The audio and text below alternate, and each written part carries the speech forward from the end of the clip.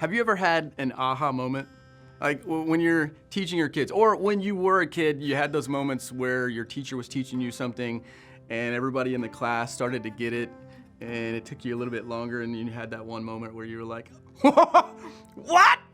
Okay, wait, and then calm down a little bit, right? And you caught up with everybody else. You had that moment with your kid, right? Where you get to teach them something and it took a lot longer than you expected. You started to get maybe a little bit frustrated because you wanted them to experience something amazing, to influence their life in a positive way, and they finally got it, and you were like, yes, wow, right? And you were all excited, that aha feeling and moment.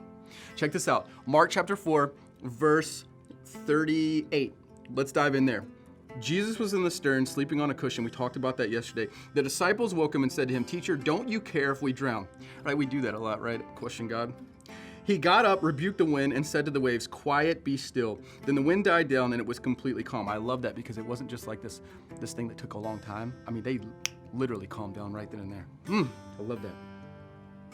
Said to his disciples, "Why are you so afraid? Do you still have no faith?" They were terrified and asked each other, "Who is this? Even the wind and the waves obey him." See, even the disciples didn't really fully understand that they were in the boat with the conquering king, the king of the universe. Don't let that become cliche. This could be the aha moment that you and me actually need. Think about all the times the prophets and the disciples had this feeling of terrified. See, preachers sometimes want to tell you that you shouldn't have a fear of God, but then constantly throughout the entire Bible, there's this idea of fear, a holy, reverent fear that brings us to our knees because of who he is. And this world is going to try to raise us up, but it should be less of us and more of him, so that we have those moments where we lock eyes with Jesus. Have you locked eyes with Jesus today?